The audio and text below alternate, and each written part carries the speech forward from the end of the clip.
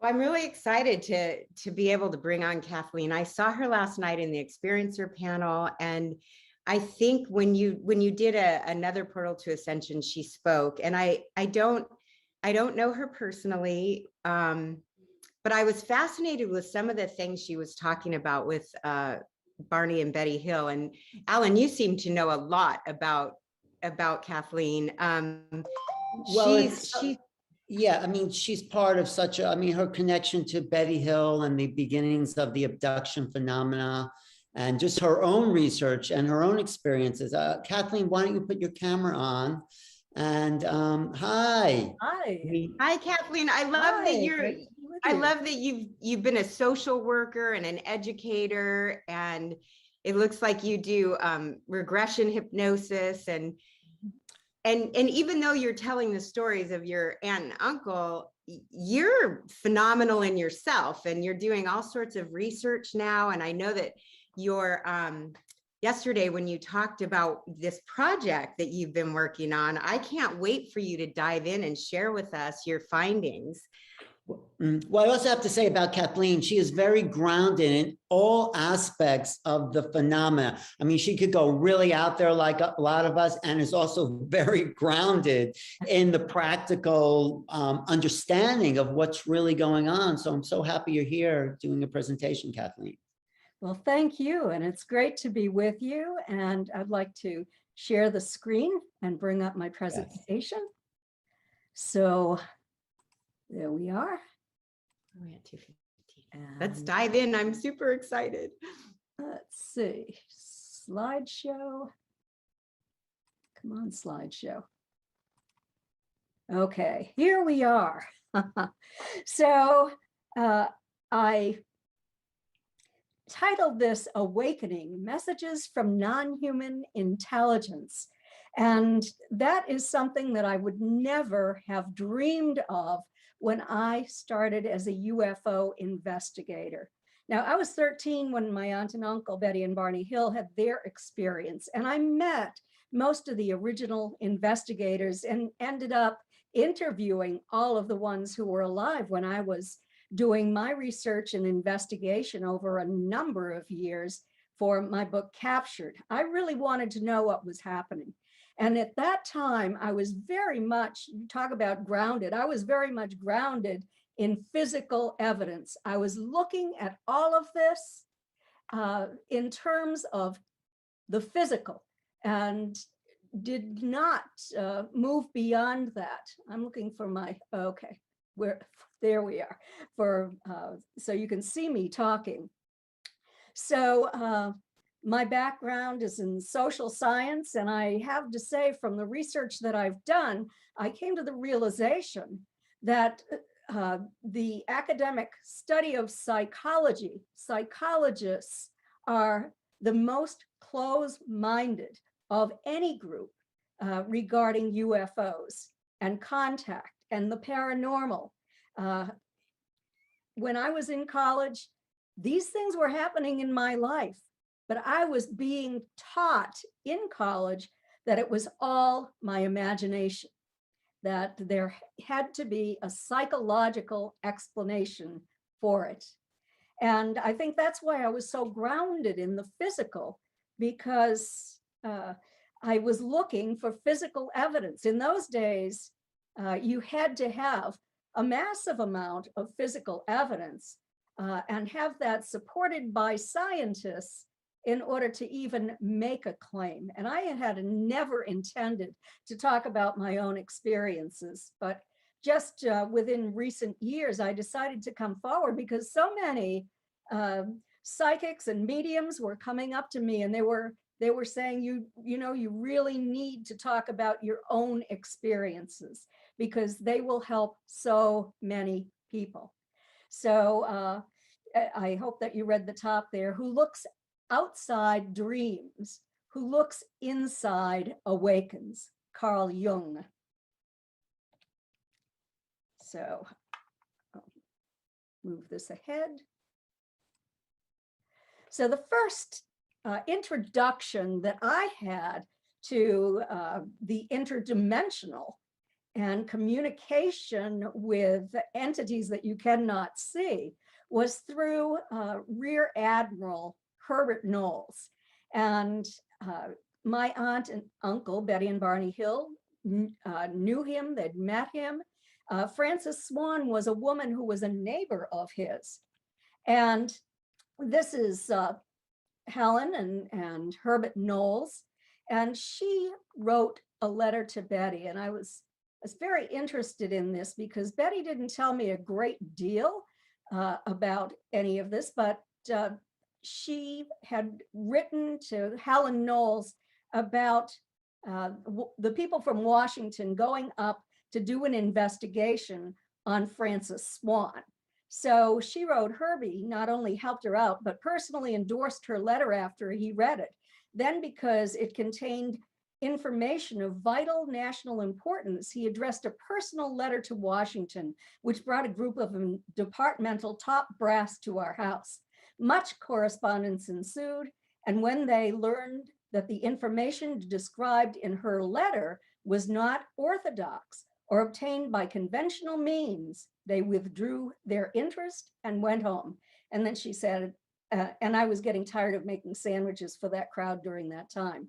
So we are led to believe that they lost interest.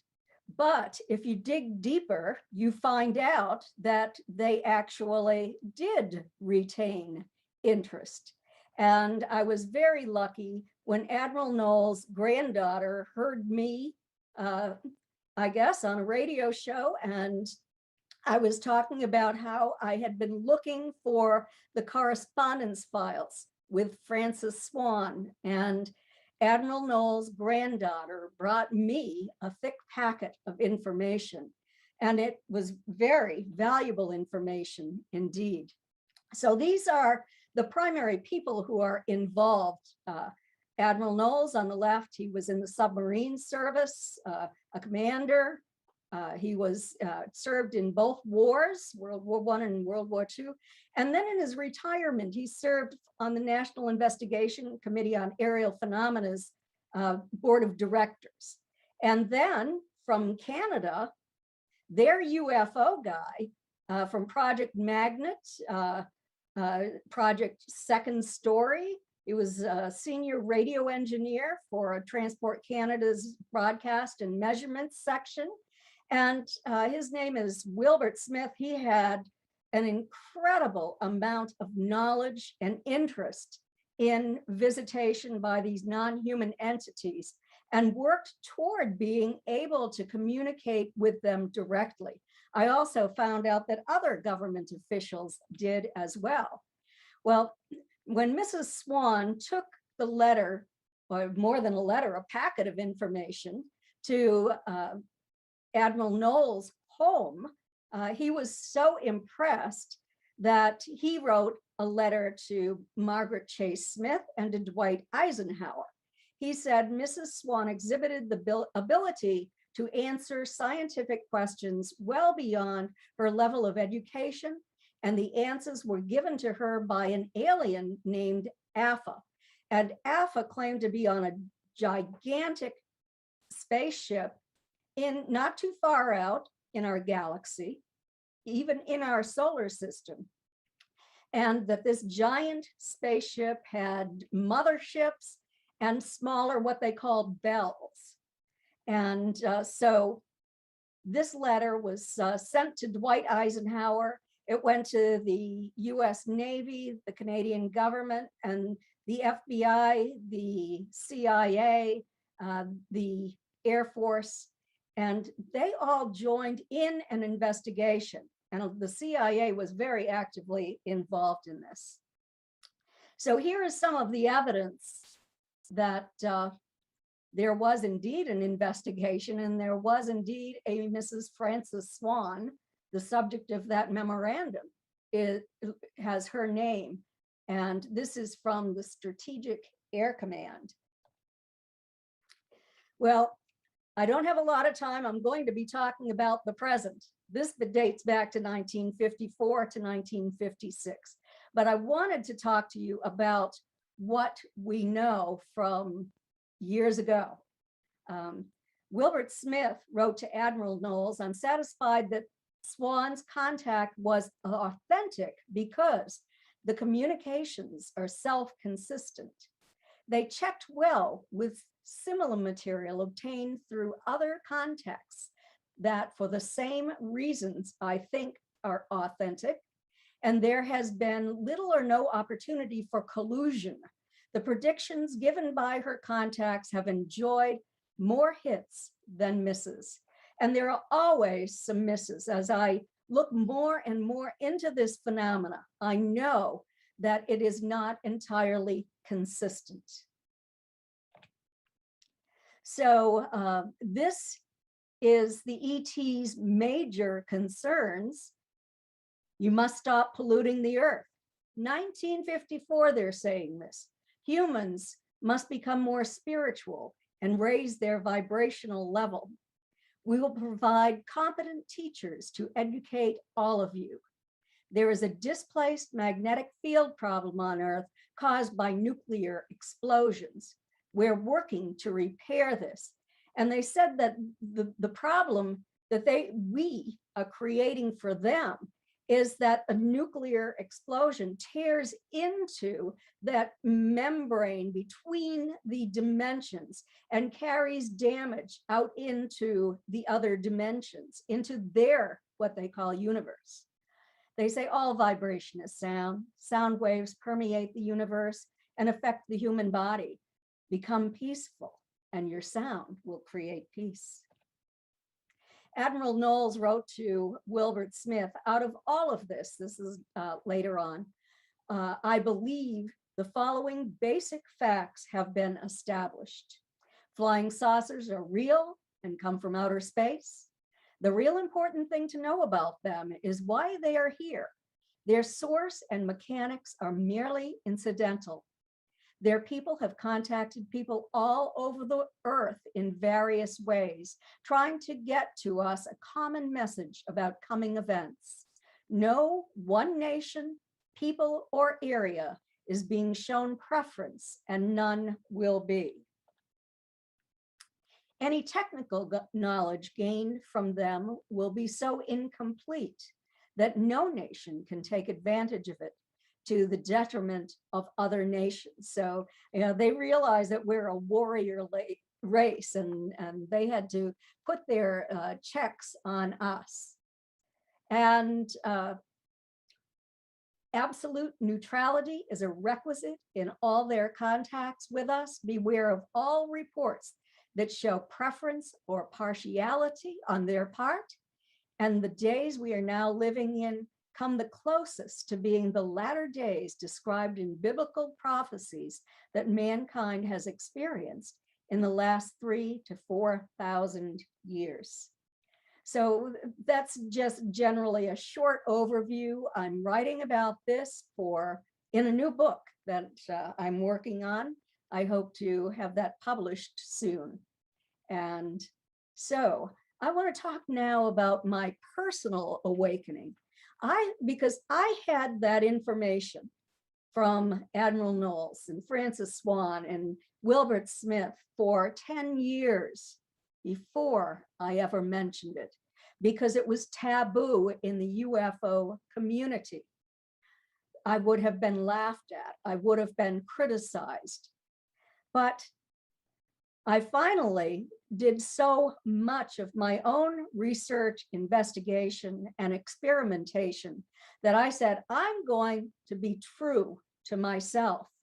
I'm going to tell the truth to everyone, and I don't care what the consequences are. Here I was, before I made that decision, I worked with nuclear physicist Stanton Friedman for 14 years. We wrote 3 books together, and I wrote 2 other books, one with Denise Stoner and one called Extraterrestrial Contact. And that book's kind of an overview on contact phenomena. So, and you can see me recently, the change in me. I think I look different than I used to look. So this all began as a secret experiment that I was taking place in. When I told Stanton about it shortly before his death, he was furious with me. He said that I would not go down well in UFO history, doing this kind of work. And I just said, I don't care. I'm going to be a true scientist. I'm not going to scoff at the things that are not part of the zeitgeist of the old guard. There are discoveries to be made and truths to be told.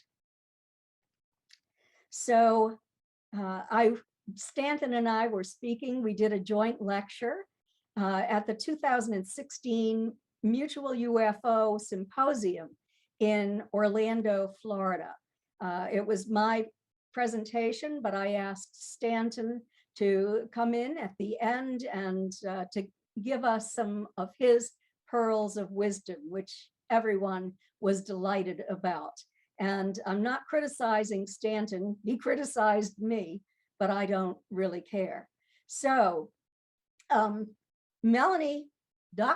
Melanie Barton Bragg is the lady with the red hair down in the sort of center left. And she is a psychotherapist. And I knew her before the symposium. And then Denise Stoner is on the right of Melanie. And Denise and I have worked together for years. Denise is a lifelong experiencer. We've done many investigations together. I was MUFON's Director of Experiencer Research and the research team for 10 years. I've stepped down from that to pursue the work that I'm doing. And on the left is Kevin Briggs. Kevin grew up in England. He's been in the United States now for about 20 years, maybe a little more now. And he, when he was a young boy, about 8 years old, was in his bathroom having a bath at night. And in the room materialized two very large humans. They weren't really humans, they just looked like humans. And they spoke to him and he was terrified. But then one named Ort came back to Kevin as an orb, and he remained with Kevin for an entire week as an orb and taught Kevin many things. And Kevin used what he was taught to astral project to his grandparents' house to visit his relatives. Kevin grew up and became a police officer in the UK. His wife was a research assistant at the university, and he has worked as a real estate agent in Florida. So Melanie met Kevin, and Kevin was in Denise's experiencer group at that symposium. And so Melanie contacted me and asked me to go to lunch with Kevin and her. And so I could meet him too. This is after the symposium. And so I agreed to do it. I didn't know anything about him at that point. And I said that I'd like Denise to join us because we work very closely together. So we did meet, and we had a nice lunch together. We met 2 or 3 times. And then finally, I invited everyone back to my house. And we were speaking to Kevin about Ort and Dee, the 2 that he had met. And he started to tell us about the Council of 8.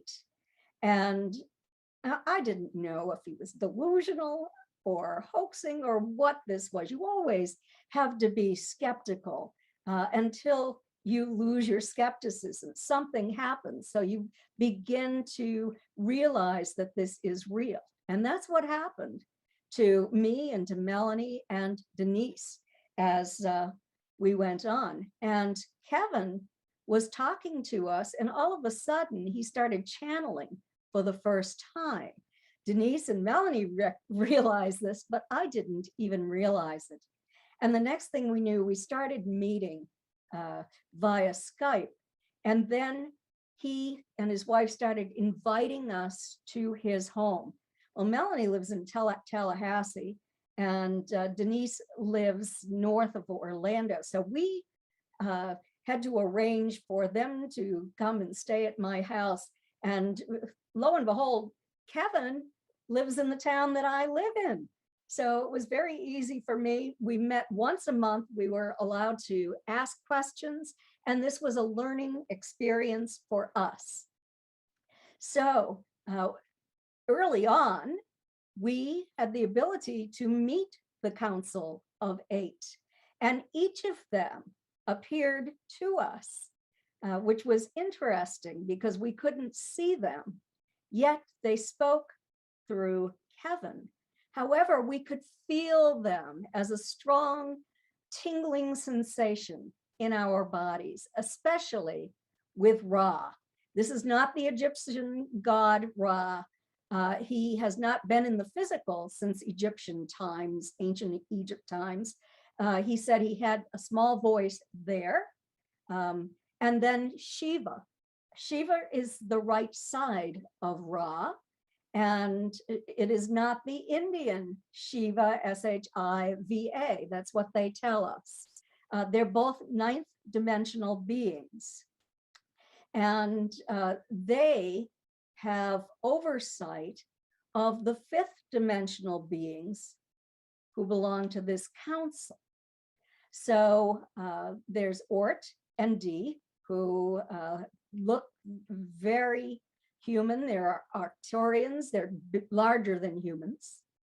Ra claims to be an Anunnaki. There's Zark. His name begins with J, but Zark. I met Zark. He liked my scientific mind, and he asked to meet with me.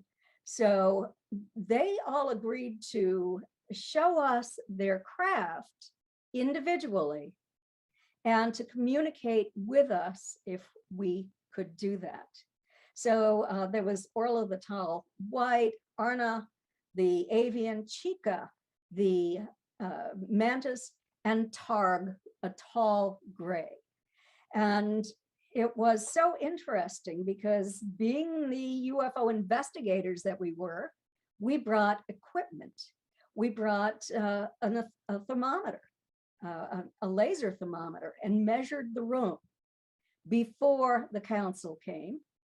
And we noticed that the room increased, the temperature increased almost 6 degrees when the council came. But when Ra came and Ra spoke, it increased about 7 degrees. So it was even hotter in the area of the room where he was standing and communicating with us with a huge booming voice. And so Ra says that he is a watcher. And this is information that he gave us in the beginning of our contacts. We are here to guide and assist in the development of your species and your world. We planted your seed here. We helped to develop it. We introduced things to assist in your development. As for the other members of the Council of Eight, they are your extended families. You have a connection to our consciousness, to our souls, to our soul energy, which we all share. If we raise your level of consciousness to a higher level, you can achieve more. This is what we are trying to do here. You have been to this position before and you destroyed yourselves. We are fearful that you were in a position to do that again, and we will not allow it this time. We will intervene. He said the reveal, they've talked a lot about the reveal, revealing themselves to humanity. He said the reveal is part of your natural process of your development. As your people mature, you will reach these higher levels of consciousness and an understanding of where you are in your galaxy. We have made our presence known to your governments. They know we are here. They have known we are here for several years. We have shown them that we are here. We have shown your military that we are here. They won't accept us.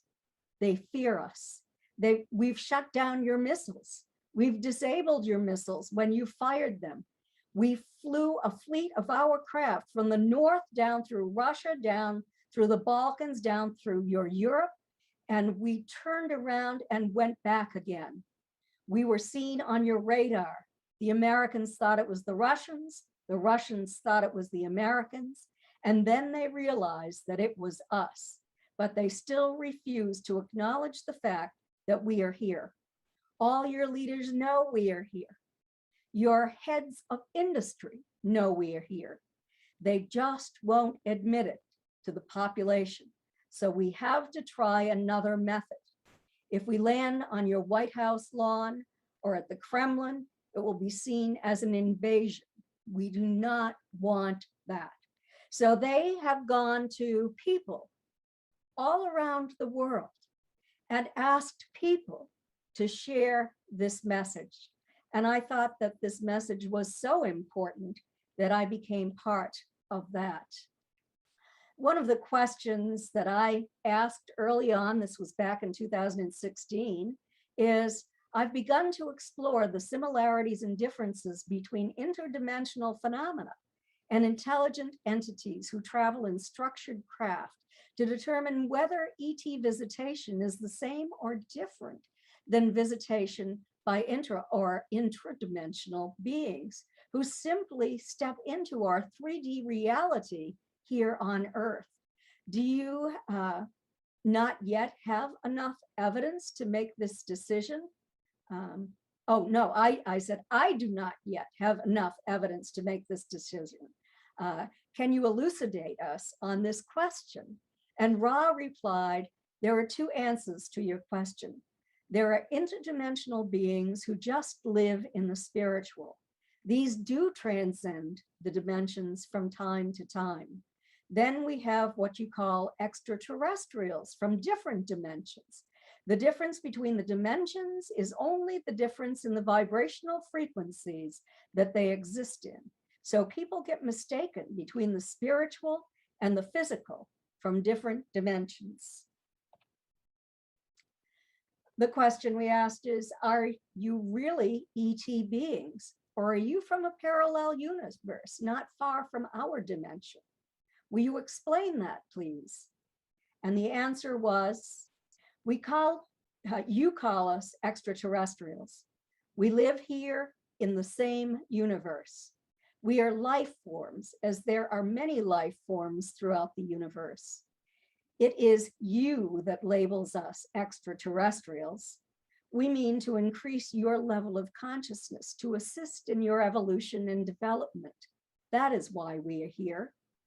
Ort and Dee have a physical in the fifth dimension, which is just a higher level of consciousness, understanding, and a physical vibration. So if we can raise your level of consciousness, we can meet that on the same level. We call this the reveal. So raising consciousness and spirituality among humans will increase the vibrational frequency that we exist in. And when we reach that frequency, we will be able to see these entities. I have seen them as shadow beings, one of them. I have seen the Shiva as sort of, I saw her feathers. She kind of looked like an angel to me. And those of us who were in the group were able to see them, but we are all experiencers. We did increase the size of the group over time, and we added experiencers, scientists, and skeptics. And what I can tell you is that all of the experiencers in the group felt the vibration, understood this, were able to communicate with these entities in meditative states, but the skeptics saw nothing and heard nothing. So, questions. Ra said that he is a watcher. What is a watcher? So we asked that of Ort. A watcher is a very experienced, what you call soul. They have had many incarnations over many thousands of years. With each incarnation, they learn more and ascend to the higher dimensions.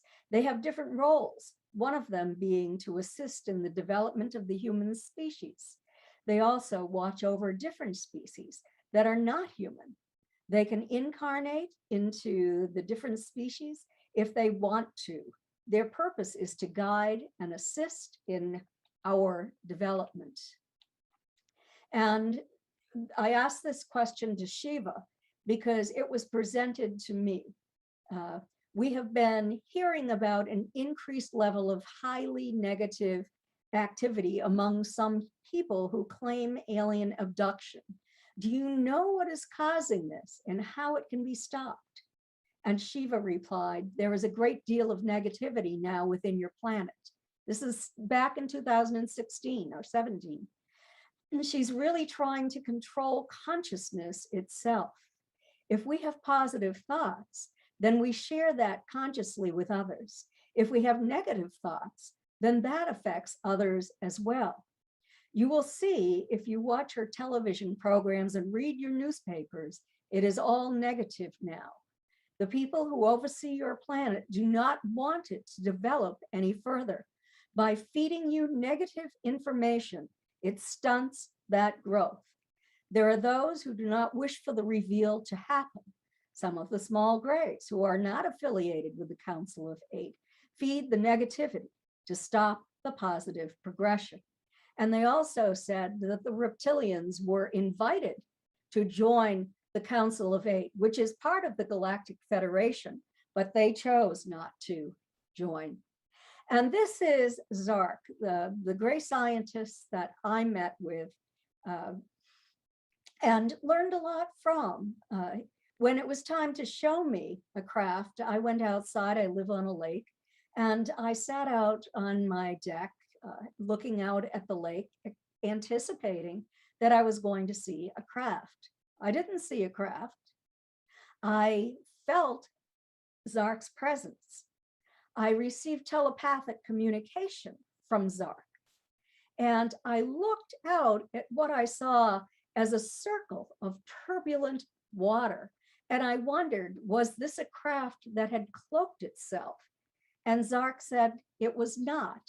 He said that it was probably just a school of fish, but that his energy was causing this turbulence in the water.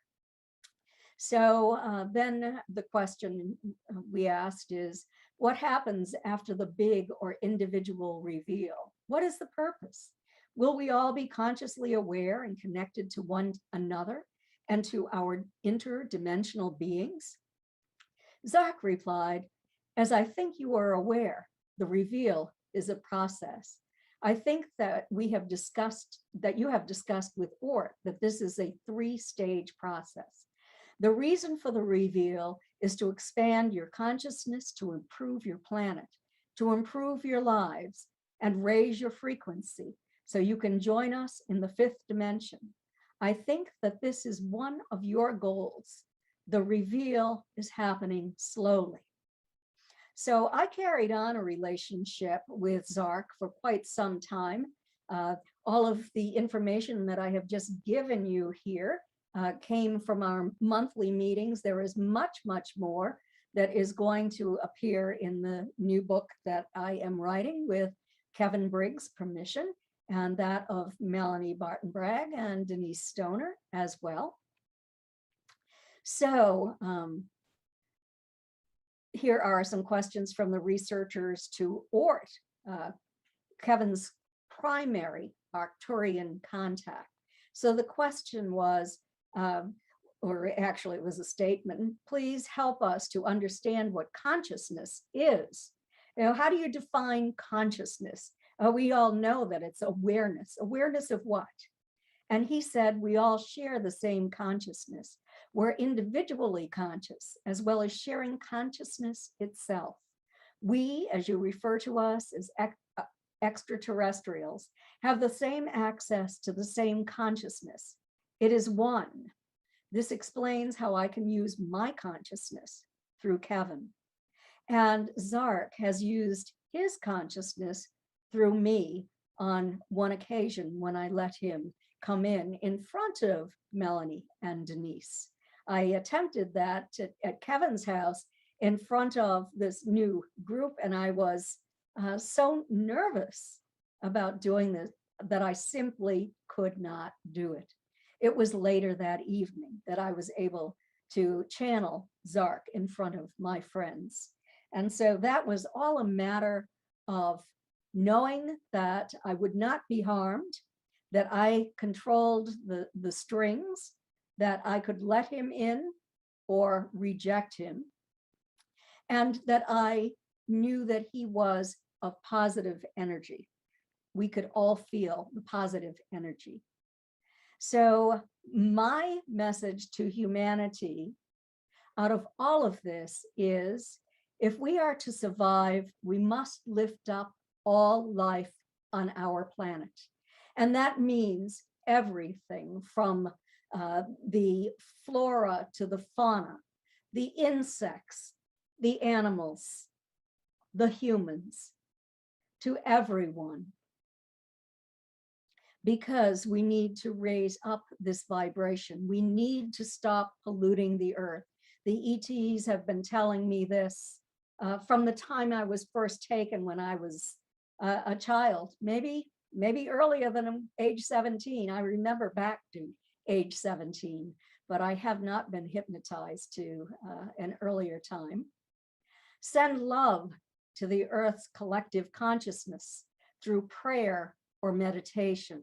This is extraordinarily important because of the negativity that has been dominating our planet for some time now.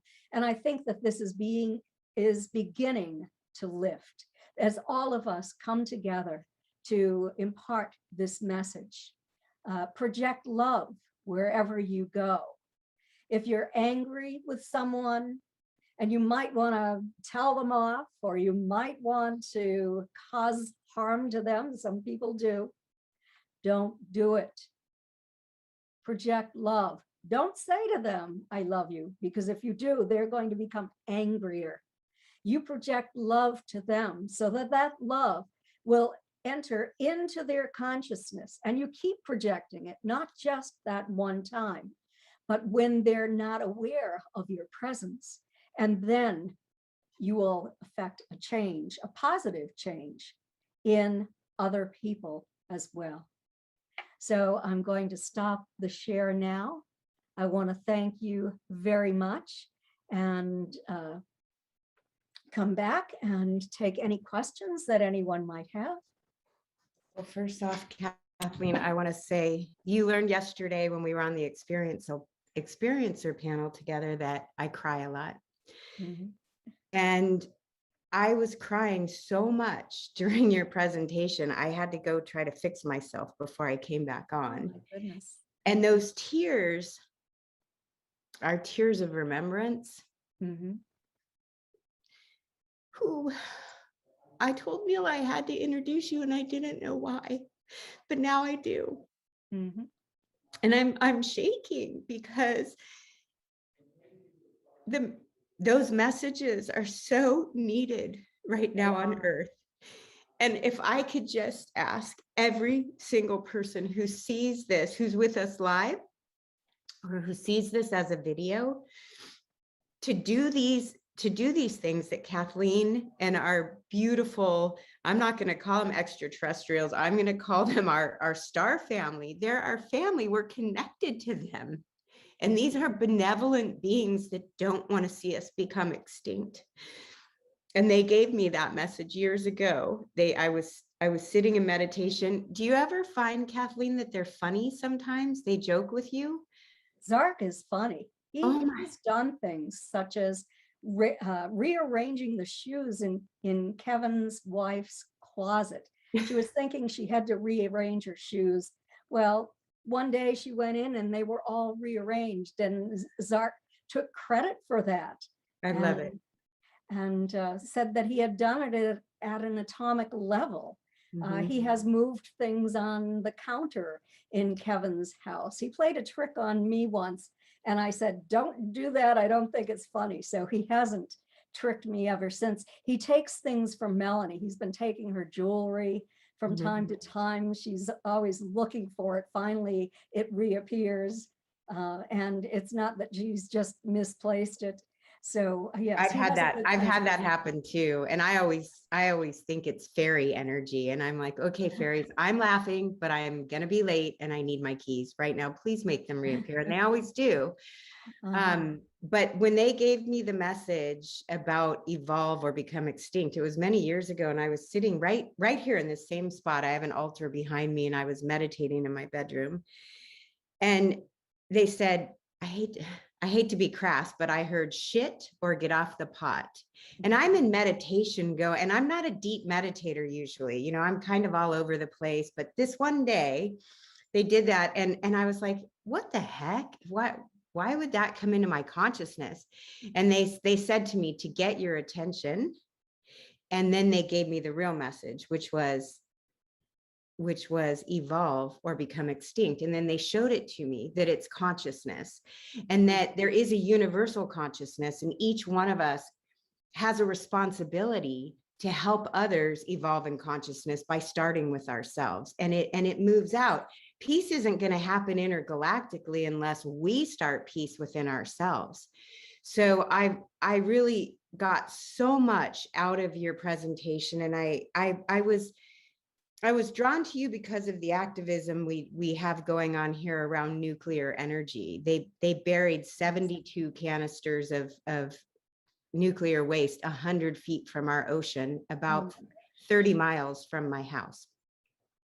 And I could go on and on about the corruption in the Nuclear Regulatory Commission. We're seeing all of this right now. But what I feel through your presentation is that we're learning that they are here to assist us. And that gave me great hope.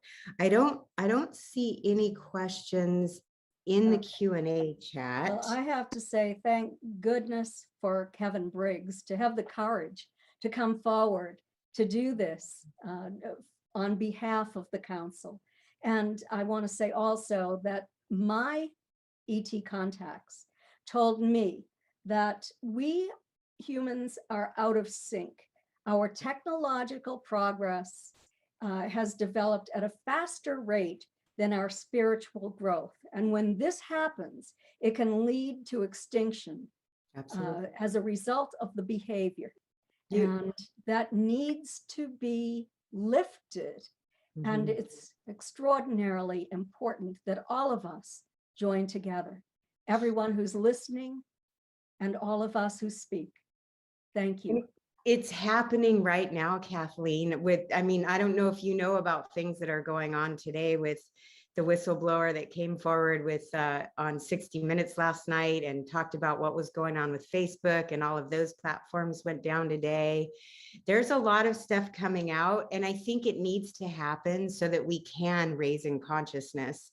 Yes. And technology, AI and all this stuff, it's all coming so fast, but if we don't get our consciousness in alignment and surpass it, you're exactly right. And I just want to say, I love you. I really and truly love you and appreciate you. I'm so grateful you were on the show, and so grateful to Neil and all of our other hosts for keeping this vibration going. And I personally would love to have you on Awakening Code Radio to talk to our listeners about that, even though they'll probably all see you here because we tell them to go watch Portal to Ascension, but to dig deeper on a one-on-one conversation about all of this. So thank you, thank you, thank you. I knew there was a reason, and I want to thank them for coming in and making sure that I got to listen to what you had to say. It really impacted me greatly. Well, thank you so much. And what you said last night on the panel had an impact on me, and I know that it had to have on others as well. It was just a wonderful panel. Thank you. And I thank Neil for putting all of this together. Thank you. Thank you, Kathleen. I had to just jump on because I wasn't going to jump on. I was going to go do something really quick and listen. But everything that you were saying was just so spot on in alignment with exactly where, like, I have been led to what I believe, I guess, at this point, after years of just being in this whole thing about the whole frequency thing and really just having to do the inner work before we even get to there, and the consciousness aspect of that our technology has increased at a speed faster than our actual human collective consciousness, it seems, even though that's expanding. But I'm saying, like, it's kind of, we need to catch up to the tools that we've created so that we can start utilizing them consciously rather and be tools of empowerment rather than tools of victimization and weaponization, which is what's happening with a lot of these technologies, you know? So I just wanted to come on and thank you for just sharing everything. I'm so My glad pleasure. you did too. Thank you. Kathleen, I have to admit, I took screenshots of almost every single part of your presentation just so that I could reread it and let it permeate a little bit more. You're such a beautiful soul. We are so blessed by you. Thank you so much. And I'm so pleased to be with all of you. And